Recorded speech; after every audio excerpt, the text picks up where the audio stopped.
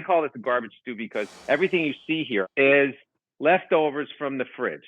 And when I went this morning and I got this out, this is rock hard. I have 2 of them. I defrosted it. It's $8.05 of chicken thighs. I have my protein. So this could be chicken. It could be turkey. It could be beef. It could be brisket. It could be anything you have that's a protein. Then you go in your fridge. Because like me, I have all kinds of bits. I cook every day. So I have all kinds of odds and ends. So what we have is going to show you, the camera can see. So I found a half a package of tomatoes.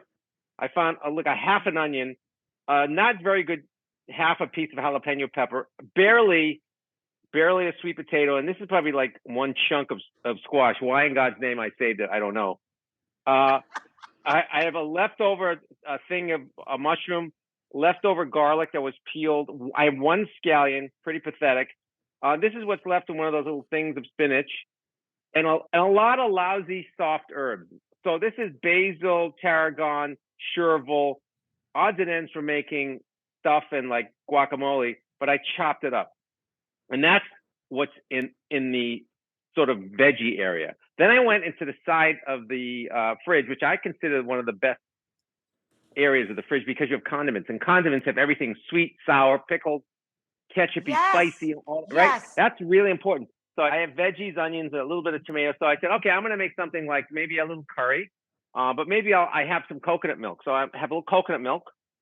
And what I have here, you know what this is? Leftover salsa. So this is going to be my tomato ingredient, right? I have a few pieces, a little lemon paste, and a little squeeze left of the ginger paste, and some stock. Now we're going to build a stew. It's very simple. We have everything here, right? And this is how I think. So I have my protein. Now I've seared off my protein. You can see I put a little sear on it, but not too much. And in the same pan, I'm just going to throw everything in there, and literally, when I say throw in, I'm not going to put the onions first, the hard stuff. No, none of that. I'm throwing everything in. Just get it in there, right?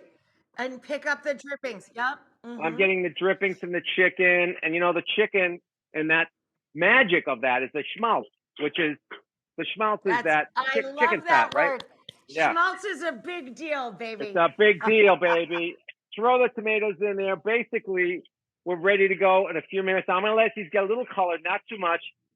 Touch of salt, and then I'm going to take all the liquids. Remember all these liquids, the condiments? So let's go through it again. Some coconut milk, just like that. Maybe a little bit more. The rest of that leftover salsa. Now, these are sort of condimentos. So I'm putting incredible. And so many Americans now use all of these ingredients. The number 1 condiment in America is salsa. The number 1 growing ingredient in America in the last few years has been coconut milk. I mean, these are ingredients that everyone has on hand. I put the milk in. I put the salsa in. I'm putting a squeeze of lemongrass, a good squeeze of ginger. If you want to put some hot sauce in, you want it spicy, it's fine. You can do that. Then I'm going to pour a little bit of the chicken stock in. Now I'm just eyeballing this because I don't want to cover the chicken. I want to half cover it. I'll show you in a second. And I'm just going to mix this together. And guess what? All these herbs right in here. Boom. So what this is going to do is going to create this beautiful, almost a Vietnamese Indian slurry that's going to make the sauce as the chicken's cooking. Watch this. So now this is that slurry we're putting in there. But remember, this is the coconut, salsa, some water, some stock, everything left in the condiment side. And I balanced it. I knew what I was doing, sort of. I have some sweet, some sour, the acids from the tomato. I know it's going to be good. This goes in the oven. And basically, it doesn't have to cook long. You could cook this 30 or 40 minutes or even an hour. And the good thing about chicken thighs is it's kind of hard to mess them up. You're almost not going to mess them up. You have to hire someone to screw it up for you. Yeah.